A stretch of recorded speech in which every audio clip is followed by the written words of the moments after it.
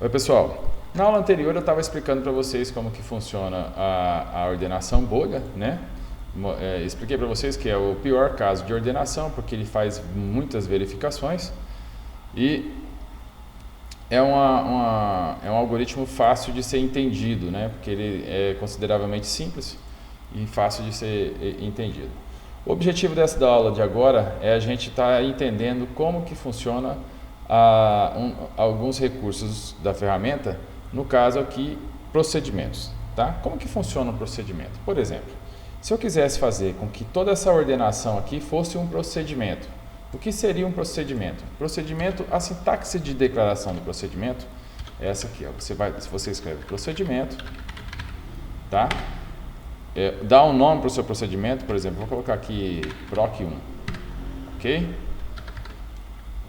Esses abre aspas aqui, abre parênteses, é só para você, vamos dizer assim, boas práticas para ficar fácil de você identificar quando é um procedimento ou quando é uma variável, né? Você bate o olho nisso aqui, você vai saber que ou é um procedimento ou é uma função, porque às vezes acontece da gente confundir um pouquinho o nome do procedimento quando ele não passa um parâmetro de entrada com uma variável, tá? Principalmente quando a gente trabalha com função. Então, por boas práticas, mesmo que você não passe nenhum parâmetro de entrada no seu procedimento, você precisa seria legal você estar fazendo o abre e fecha parênteses, ok? Bom, aqui a sintaxe é procedimento, início e fim. Fim do procedimento.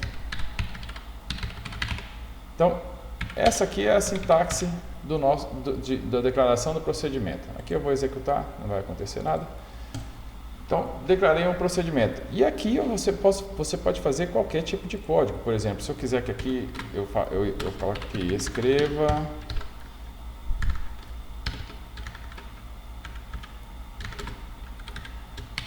entrou no procedimento. Beleza? Só mandei.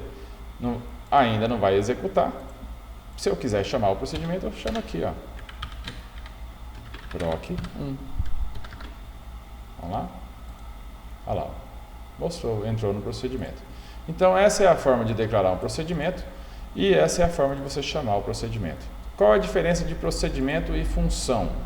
A função, ela retorna alguma coisa. Por exemplo, se eu quiser uma função, em vez de procedimento, eu escrevo função. Início da função, fim da função, tá? E aqui eu também vou colocar func1. A diferença é que uma função precisa retornar alguma coisa. Por exemplo, essa aqui vai retornar um caractere. Então eu vou fazer o seguinte, ó. Retorne. Opa, aqui. Entrou não, né? Retorno da função. Pronto. E aí, em vez de eu chamar só o proc1, eu vou fazer assim, ó, escreva func1. A diferença é que o proc está executando o escreva ali, ó, e a função vai me retornar alguma coisa e eu vou usar essa alguma coisa para escrever aqui embaixo. Olha lá. Entrou no procedimento, retorno da função. Então, a função, ela vai retornar para mim. Opa, deixa eu fechar isso aqui. Pronto. A função, ela retorna alguma coisa para a gente. O procedimento, ele só executa alguma coisa para a gente. Ok? Então, essa é a diferença entre função e procedimento. E se a gente tivesse um parâmetro de entrada? Vamos colocar aqui um parâmetro de entrada. Ó. Eu vou colocar aqui, ó, par de parâmetro do tipo caractere. Tá? E aqui, ó, em vez de eu colocar alguma coisa, eu vou fazer o seguinte, ó. Só vou colocar o par. Vamos chamar ele lá embaixo, ó. Executa o procedimento, como é que estava antes. Aqui eu vou fazer um texto, ó. Texto passado por parâmetro. Vamos ver? Olha lá, texto passado por parâmetro. Então, aquilo que eu escrevi no meu parâmetro de entrada, ele vai estar podendo estar executando ele aqui dentro do nosso procedimento, ok? A função, mesma coisa. Se eu quiser passar o parâmetro aqui, ó, dentro da minha função, né? A gente pode fazer o seguinte aqui, ó. Retorna par mais retorno da função mais par. Pronto. Vamos ver aqui. Agora, para mim chamar a função, eu tenho que passar alguma coisa para ela aqui, ó. Então, eu vou passar um texto aqui, ó. Texto passado por parâmetro. Ó. Mesma coisa. Texto passado por parâmetro. Executei ela, ó. Retorno da função mais texto passado por parâmetro. Então, eu estou mostrando para vocês como que funciona o procedimento, tá? Como que funciona a função. Procedimento não retorna. Função sempre retorna alguma coisa, tá? Parâmetros de entrada para poderem serem utilizados dentro do nosso procedimento da função.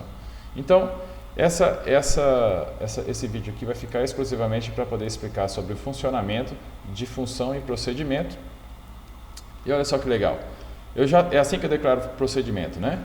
Eu posso vir aqui então, eu vou tirar essa função daqui, ok? Vou tirar a função daqui e vou mostrar para vocês como que eu faria então a ordenação do nosso método bolha, né? Que está aqui embaixo, ó. Não é aqui a nossa ordenação? Então eu vou aqui e vou colocar aqui, ó.